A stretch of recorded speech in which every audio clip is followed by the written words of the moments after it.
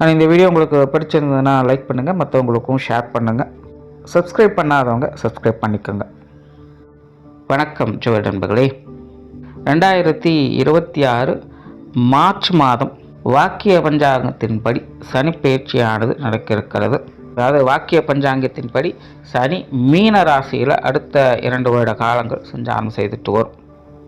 பொதுவாக மீன ராசியில் இந்த சனியினுடைய சஞ்சாரம் என்பது ஒரு மாதிரி டிப்ரெஸ்டான விஷயங்களை தான் அதிகம் ஏற்படுத்தும். அதனால் இந்த 2025ஆம் வருடத்தை பார்த்தீங்கன்னா ஓவராலாக எல்லா விஷயங்களும் ஓகே அப்படின்னு சொன்னாலும் கூட தனிப்பட்ட நிலைகளில் அவங்களுடைய மனநிலை ஒரு வெறுமையை நோக்கியே போயிருக்கும். ஒரு சலிப்பு தட்டக்கூடிய விஷயங்களாகவே மாறிக்கிட்டு இருக்கும். இது எல்லா வயதினருக்குமே பொருந்தும். சின்ன பசங்கள்லேருந்து வயது மூத்தவங்க வரைக்குமே ஒரு பக்கம் ஆட்டம் பாட்டம் கொண்டாட்டம்னு இருப்பாங்க, இன்னொரு பக்கம் பார்த்தீங்கன்னா அமைதி நிதானம் வெறுமைங்கிற மாதிரி ஒரு பக்குவமான நிலைகளுக்கும் போயிட்டு இருப்பாங்க. பட் முடிவென்னமோ ஒரு அமைதியான நிலையில் போய் மந்தமாக விருப்பு அற்ற நிலைகளில் இருக்கக்கூடிய அமைப்பு தான் இருந்துட்டு வரும். ஆனால் இந்த காலகட்டங்களில் பிரச்சனைகளுக்கு ஓய்வே இல்லை அப்படிங்கிற மாதிரி ஒன்று முடிஞ்ச இன்னொன்று அப்படிங்கிற மாதிரி தொடர்ந்து வந்தது நிறைய சிக்கல்களையும் மன அலைச்சல்களையும் சோர்வுகளையும் ஏற்படுத்திக்கிட்டே இருக்கும். இது ஜென்ரலாக மீன ராசியில் சனி வந்துருச்சு அப்படின்னாலே ஒரு டிப்ரெஸ்டான விஷயங்கள் அதிகமாகிட்டே இருக்கும். ஸோ இங்கே மற்ற கிரகங்களுடைய நிலைகள் தான் ஓரளவுக்கு நல்ல விஷயங்களை கொண்டு சேர்த்துக்கிட்டு இருக்குது. இங்கே மற்ற கிரகங்களும் பெருசாக நமக்கு சப்போர்ட் பண்ணல அப்படிங்கும்போது டோட்டலாக எல்லா விஷயங்களுமே டம்பாகி போயிருக்கும். யாருனாலையும் எதுவுமே செய்ய முடியாது. எல்லாருக்குமே ஒரு ஃப்ரஸ்ட்ரேஷனும் வெறுப்பும் அதிகமாகிக்கிட்டே இருக்கும். ஆகாத விஷயங்கள் தேவையில்லாத பழக்க வழக்கங்கள் அப்படிங்கிறது நாளுக்கு நாள் அதிகரித்து போயிட்டு இதுக்கு எண்டே இல்லையா அப்படிங்கிற மாதிரி தோண ஆரம்பிச்சிடும். இருந்தாலும் மற்ற கிரகங்கள் ஓரளவுக்கு சப்போர்ட்டாக இருந்ததுனால தான் இதெல்லாம் ஏதோ கொஞ்சமாவது கண்ட்ரோல் பண்ணக்கூடிய விஷயங்களை பார்த்துக்கிட்டு வரோம். இருந்தாலும் கைமீறி நிறைய விஷயங்கள் 2025 போய் தான் இருக்குது. பட் அடுத்து வரக்கூடிய இந்த 2 வருட காலங்கள் அப்படிங்கிறது அப்படி இருக்காது. காரணம் 2026 பார்த்திங்கன்னா இந்த குரு பயிற்சி இருக்குது. குரு உச்சநிலை அடைகிறாங்க. குரு உச்சநிலை அடையக்கூடிய இந்த காலகட்டங்களில் சனிக்கும் குருவுக்கும் நவபஞ்சம யோகம் அப்படிங்கிறது ஏற்படும். இந்த யோகா அமைப்புகள் அப்படிங்கிற இந்த சனியினுடைய பாதிப்புகளை வெகுவாக குறைக்கும். சனி ஆல்ரெடி குருவினுடைய வீடான மீனராசியில் தான் இருக்காங்க.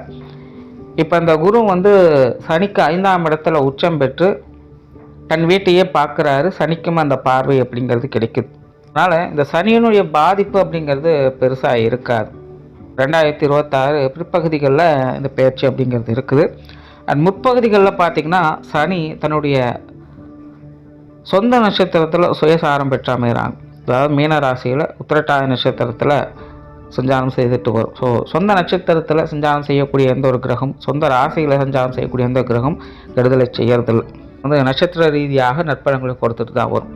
ஸோ சனியினுடைய அடுத்து வரக்கூடிய இந்த 2 வருட காலகட்டங்கள் அப்படிங்கிறது இப்படி ஏதோ ஒரு வகையில் சனிக்கு பெரிய அளவில் கெடுப்பலன்களை கொடுக்கக்கூட நிலை அப்படிங்கிறது குறையுது.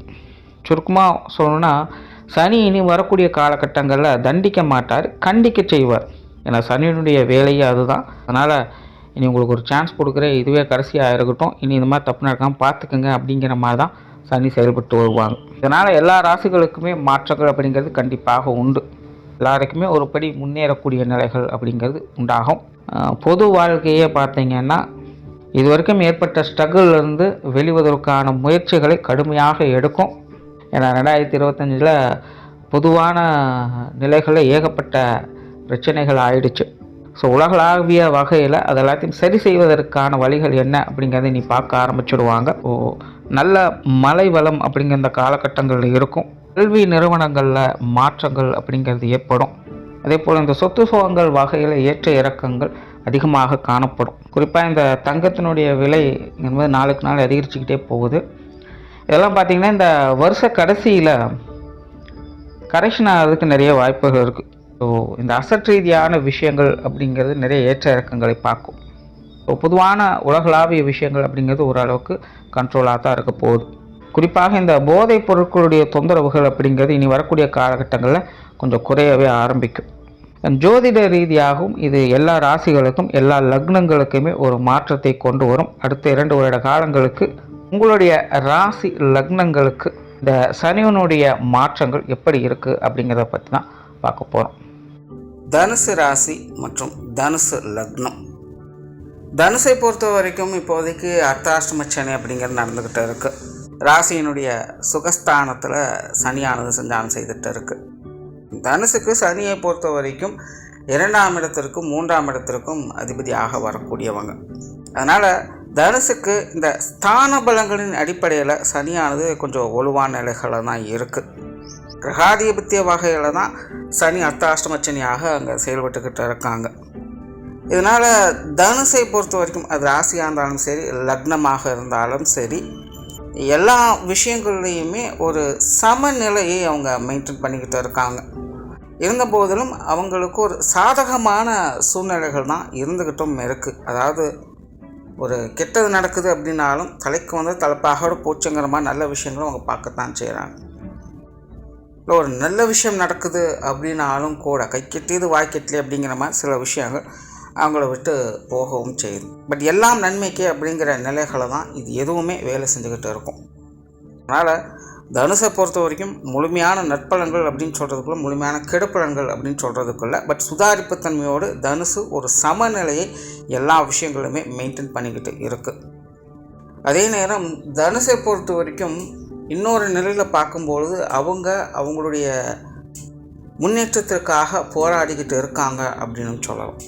சில விஷயங்களெல்லாம் அவங்க தேடி போகிறாங்க, ட்ரை பண்ணுறாங்க, முயற்சி பண்ணுறாங்க, எல்லாம் செய்கிறாங்க. பட் இருந்தாலும் அவங்களுக்கு ஏற்ற மாதிரி அந்த சூழ்நிலைகள் அப்படிங்கிறது நடக்கிறதில்ல. முன்னாடி சொன்ன மாதிரி கை கெட்டது வாய் கெட்டல அப்படிங்கிற மாதிரி ஆரம்பிக்கும் போது எல்லாம் ஓகே தான். ஆனால் முடிவு பெறும் பொழுது அது தேவையில்லாத சங்கடங்களையும் பிரச்சனைகளையும் அதிகமாக கொண்டு வந்து நிறைய தடை தாமதங்களை அதிகமாக ஃபேஸ் பண்ணிக்கிட்டு இருக்காங்க. இப்போவா அப்போவா அப்படிங்கிறது போய்கிட்டே இருக்கும். வீண் மனஸ்தாபங்கள் அப்படிங்கிறது அதிகமாகிக்கிட்டு இருக்கு. நிறைய விஷயங்கள் தட்டி போவதற்கான காரணமே தனுசை பொறுத்த வரைக்கும் இதுவாக தான் இருக்குது. இப்போவோ என்னைக்கோ நடந்த விஷயங்கள் இப்போது அது தேவையில்லாத மனஸ்தாபங்களை அது கொடுத்துக்கிட்டு இருக்கும். இது இவங்களை பற்றின தவறான புரிதல்களால் சில சங்கடங்கள் அப்படிங்கிறதும் ஏற்பட்டுக்கிட்டு இருக்கும். இங்கே வந்து யார் சரி யார் தவறு அப்படிங்கிறத பேச வரல. பொதுவாகவே தனுசு ராசிக்காரர்கள், தனுசு லக்னக்காரங்களை பற்றின ஒப்பீனியன் அப்படிங்கிறது வெளியிடங்களில் கொஞ்சம் அரசல் புரசலாக மாற ஆரம்பிச்சுக்கிட்டு இருக்குது.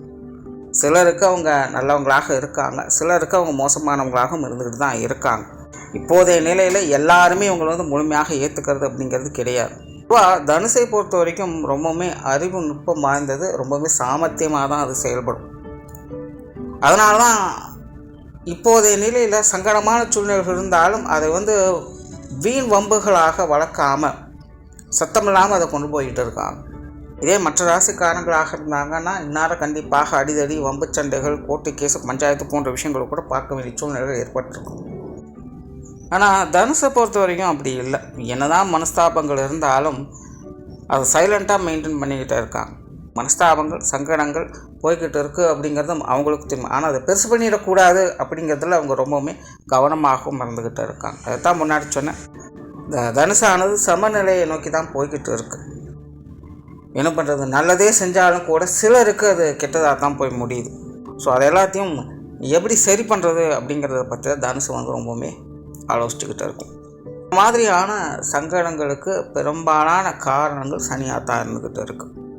இப்போ சனியை பொறுத்த வரைக்கும் சுகஸ்தானத்தில் இருக்காங்க. சனி ஸ்தான பலத்தின் அடிப்படையில் நல்ல விஷயங்களுமே கொண்டு வந்து சேர்த்துக்கிட்டு இருக்கு. ஆனால் அர்த்தாஷ்டமச்சம் நடந்துட்டு இருக்கிறதுனால சில விஷயங்கள் என்ன பண்ணுறதுன்னு தெரியாமல் குழப்பக்கூடிய நிலைகளையும் அது கொடுத்து கொண்டு தான் இருக்குது. இது தவிர உங்களுடைய ராசிநாதனும் பார்த்திங்கன்னா ராசிக்கு 7ஆம் இடத்துல இருக்காங்க. அடிக்கடி அதிசாரகதியாகவும் வக்ரகதியாகவும் அஷ்டமஸ்தானத்துக்கும் போய்கிட்டு இருக்காங்க. இனி அடுத்த குரு பெயர்ச்சி அப்படிங்கிறதும் இனி உங்களுக்கு அஷ்டமஸ்தானத்தால் தான் உச்சம் பெறக்கூடிய நிலை அப்படிங்கிறதும் ஏற்படுது. ஸோ இதெல்லாமே தனுசை பொறுத்த வரைக்கும் ஒரு நேரடியான நற்பலன்களை கொடுக்க முடியாத தன்மையில் தான் செயல்பட்டுக்கிட்டு இருக்குது. ஒரு சைடு பாசிட்டிவ் ஆகுது அப்படின்னா இன்னொரு சைடு நெகட்டிவ் ஆகிடுது. ஒரு கதவு திறக்குது அப்படின்னா இன்னொரு கதவு மூடிடுது. இப்படி தான் தனுசுக்கு தொடர்ந்து போய்கிட்டே இருக்குது. ஆக இப்போதைக்கு தனுசு ராசி, தனுசு லக்னத்தை பொறுத்த வரைக்கும் அவங்களுக்கு கால நேர சூழ்நிலைகள் என்ன கொடுக்குதோ அதுக்கு தகுந்த மாதிரி அவங்களும் மாறி செயல்பட்டுக்கிறது நல்லது. நல்லது வருதா அதை எடுத்துக்கங்க, கெட்டது வருதா கொஞ்சம் ஒதுங்கி இருந்துக்கங்க. நல்ல விஷயம் என்ன அப்படின்னா, இங்கே எதுவுமே அவங்கள பெருசாக டிஸ்டர்ப் பண்ணுறதில்ல.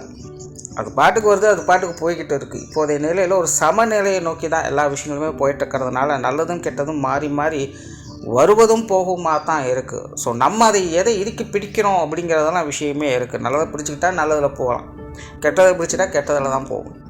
இப்படிதான் தனுசனோட நிலை அப்படிங்கிறது செயல்பட்டுக்கிட்டு இருக்குது. ஸோ இந்த அர்த்தாஷ்டம சனி அப்படிங்கிறது இப்போதைய நிலையில் அப்படி தான் செயல்பட்டுக்கிட்டு இருக்கும். பட் ஒரு ஆறுதல் தரக்கூடிய விஷயம் என்ன அப்படின்னு பார்த்தோம்னா, சனியானவர் இன்னும் கொஞ்ச நாளைக்கு குருவனுடைய பார்வையில் இருப்பாங்க. அதனால் தனுசை பொறுத்த வரைக்கும் சுகஸ்தானம் வலுப்பெறுது. சுகஸ்தானாதிபதி மறைவு பெற்ற நிலையில் உச்சம் பெறுறாங்க. ஆனால் சுகஸ்தானம் அப்படிங்கிறது வலுப்பெறும். சுகஸ்தானம் இருக்கக்கூடிய சனியும் சாந்தமாகும். இதனால் தனுசை பொறுத்த வரைக்கும் ராசியாகட்டும் லக்னமாகட்டும் 2025 கம்பேர் பண்ணும்பொழுது இனி வரக்கூடிய காலகட்டங்கள் அப்படிங்கிறது ரொம்ப பெரிய ஸ்ட்ரகிளெலாம் இருக்காது. ஓரளவுக்கு எல்லாத்தையும் சுதாரிச்சுக்கலாம். இந்த தட்டி போகக்கூடிய விஷயங்கள் அப்படிங்கிறது இனி பெருசாக இருக்காது. அதே நேரம் தனுசை பொறுத்த வரைக்கும் எதில் முயற்சி அப்படிங்கிறது கண்டிப்பாக வேணும். முயற்சியை விட்டுட்டீங்க அப்படின்னா எதுவும் நடக்காது.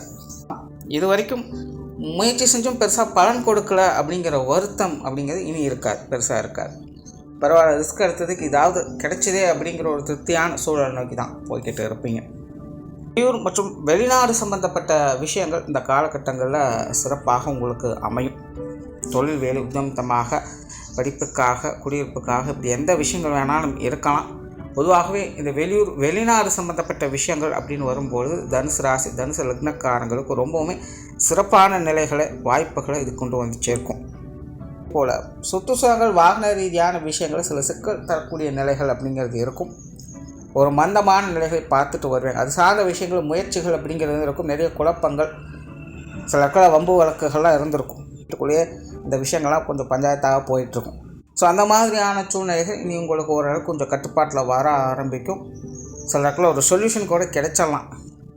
குருவனுடைய பார்வை கிடைக்கிறதுனால சரி நல்லதோ கெட்டதோ இதோடு முடிச்சுக்கலாம் அப்படிங்கிற ஒரு முடிவாவது எடுப்பீங்க.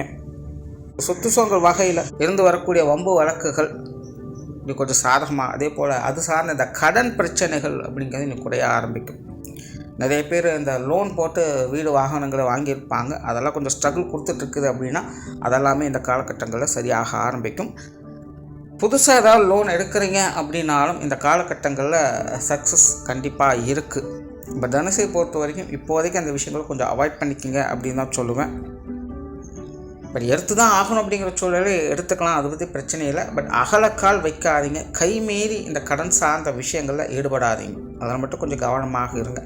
இந்த அர்த்தாஷ்டம சனி அப்படிங்கிறது எப்போவுமே இந்த நிலபலங்கள் வீடு வாகன விஷயங்களை கொடுக்கறதெல்லாம் கொடுத்துரும், ஆனால் பின்னாடி சிக்கலை கொண்டு போய் விட்டுரும். இன்னைக்கு இந்த குருவனுடைய பார்வை இருக்கிறதுனால இதெல்லாம் ஓரளவுக்கு கொஞ்சம் கண்ட்ரோலாக வருது. அதனால் ஓரளவுக்கு பரவாயில்ல அப்படின்னு சொல்லலாம். தொழில் வேலை உத்தியோகம் சார்ந்த விஷயங்கள் சிறப்பாகவே இருக்கும். இதில் பெருசாக எந்த பிரச்சனையும் இருக்காது. முன்னேற்றம் தரக்கூடிய நிலைகளை தான் பார்த்து வருவீங்க. நிறைய பேருக்கு பதவி உயர்வுகள், சம்பள உயர்வுகள், சிறப்பான இடமாற்றங்கள் போன்ற விஷயங்களும் இந்த காலகட்டங்களில் பார்ப்பீங்க. வாடிக்கையாளர்கள் சார்ந்த விஷயங்கள் ரொம்பவும் சிறப்பாக இருக்கும். எல்லாமே உங்களுடைய கண்ட்ரோலில் இருக்கும் அப்படின்னு சொல்லலாம். தொழில் வேலை உத்தியோகமாக பெரும்பாலான விஷயங்கள் உங்களுக்கு கட்டுப்பட்டதாகவே இருக்கும். அதனால் உங்களுடைய கை எப்போவுமே மேல்வாங்கி இருக்கும். உங்களுடைய தேவைகள் பூர்த்தியாகும். தொழில் வேலை உத்தியோகமாக உங்களுடைய முன்னேற்றங்களை பார்த்து வருவீங்க. போல் பொருளாதார நிலைகளும் அப்படி தான். ஏதோ ஒரு வகையில் உங்களுக்கு பண வரவுகள் அப்படிங்கிற திருப்தியாக இருந்துக்கிட்டு தான் இருக்கும். சேமிப்புகள் உயர ஆரம்பிக்கும். கொடுக்கல் வாங்கல் விஷயங்கள் சிறப்புகளை பார்ப்பீங்க. முன்னாடியே சொன்ன இந்த கடன் சுமைகள்லாம் கொஞ்சம் குறைய ஆரம்பிக்கும். இந்த பொருளாதார நிலைகள் என்பதும் தனுசை பொறுத்த வரைக்கும் கொஞ்சம் சிறப்பான வகையில் தான் இருந்துக்கிட்டு இருக்குது. ஏதோ ஒரு வகையில் உங்களுக்கு தேவையான பண வரவுகள் திருப்தியாக தான் இருந்துக்கிட்டு இருக்கும். குடும்ப வாழ்க்கை சிறப்பாகவே இருக்கும் அப்படின்னு சொல்லலாம். சனியானவர் 2ஆம் இடத்துக்கும் அதிபதியாக இருக்கிறதுனால குடும்பத்துக்குள்ளே ஒரு சுமூகமான மாற்றங்கள் அப்படிங்கிறது எப்போவுமே இருக்கும். குடும்பத்துக்குள்ளே என்னதான் விஷயங்கள் மாறி மாறி போய்கிட்டு இருந்தாலும் தனிப்பட்ட முறையில் தனுசு ராசி தனுசு லக்னக்காரங்க குடும்ப வாழ்க்கையில் மன சந்தோஷத்தோடும் கழிப்புகளோடும் தான் இருந்துட்டு வர்றாங்க. அவங்களுக்கு ஏற்றபடி ஒரு திருப்திகரமான சூழ்நிலையை ஏதோ வகையில் அமைச்சு கொடுத்துருது. ஸோ குடும்ப வாழ்க்கை அப்படிங்கிறதும் நல்லபடியாகவே இருந்துகிட்டு இருக்கும். குடும்ப உறவுகளுக்குள்ளேயும் ஒரு இணக்கமான சூழ்நிலைகள் அப்படிங்கிறது இருக்கும். பெருசாக டிஸ்டர்பன்ஸ் எல்லாம் இருக்கா, அதெல்லாம் சத்தமெல்லாம் அமைதியாக போயிட்டு இருப்பாங்க. பெற்றோர்கள் உடன்பிறப்புகள் வகையில் மட்டும் கொஞ்சம் சின்ன சின்ன சலசலப்புகள் இருந்துக்கிட்டு தான் இருக்கும். பட் அதையும் அப்படியே மேனேஜ் பண்ணிட்டு தான் இருப்பாங்க. மாணவர்களுக்கு கல்வி வித்தை சம்பந்தப்பட்ட விஷயங்கள் ஓரளவுக்கு பரவாயில்ல, நல்லபடியாகவே இருக்குது. பட் மாணவர்களுக்கு முயற்சியை கைவிடாமல் இருப்பது நல்லது. மாணவர்களை பொறுத்த வரைக்கும் சில விஷயங்களில் விருப்பம் இல்லாமல் போயிடும். பொதுவாக இந்த 4ஆம் இடத்துல சனி வந்துச்சுன்னா கொஞ்சம் சோம்பல் அதிகரிக்க ஆரம்பிச்சிடும். கல்வி வித்தைகளில் ஒரு தெளிவான நிலை அப்படிங்கிறது இருக்காது. எதையும் புரிஞ்சுக்கிறதுக்கு கிரகிச்சிக்கிறதுக்கெல்லாம் கஷ்டப்படுவாங்க. இது பொதுவாகவே 4ஆம் இடத்துல சனி வந்து எல்லாருக்கும் நடக்கக்கூடிய விஷயம்தான். அதனால் மாணவர்களை பொறுத்த வரைக்கும் கொஞ்சம் முயற்சி அப்படிங்கிறத கைவிடாமல் பார்த்துக்கணும். அதே நேரம் 4ஆம் இடத்துக்கு சனி இருந்தாலும் குருவினுடைய பார்வையும் இருந்துட்டுருக்கிறதுனால மாணவர்களுடைய முயற்சிகள் வீண் போகாது. மாணவர்கள் முயற்சியை மட்டும் எப்பவும் கைவிடாதீங்க, அசால்ட்டாக இருக்காதீங்க. ஸோ ஓவராலாக இந்த சனியினுடைய மாற்றம் தனுசை பொறுத்த வரைக்கும் நடுநிலைத்தன்மையோடு செயல்படக்கூடிய ஒரு காலகட்டமாக இருக்குது. அதனால் இந்த காலகட்டங்களில் ஒரு சுமூகமான மாற்றங்களை பார்த்துக்கிட்டு வருவேன். பெரிய ஸ்ட்ரகிள் அப்படின்னு சொல்கிறதுக்குள்ள அதுக்காக சிறப்பாக இருக்குது அப்படின்னு சொல்கிறதுக்குள்ள கஷ்டமே வந்தாலும் அதை சமாளிக்கக்கூடிய திறன் அப்படிங்கிறதும் உண்டு. அதே நேரம் சந்தோஷம் தரக்கூடிய விஷயங்களாக இருந்தாலும் ஓஹோன்னு மெச்சிக்கிற அளவுக்கு இருக்க போகிறது இல்லை, எல்லா அளவான நிலைகள் தான் இருக்கும். அதனால் தனுசை பொறுத்தவரைக்கும் ரொம்ப சிம்பிளாக நீட்டாக இருக்கக்கூடிய ஒரு காலகட்டம்னு சொல்லலாம். நன்றி, வணக்கம், வாழ்க வளமுடன்.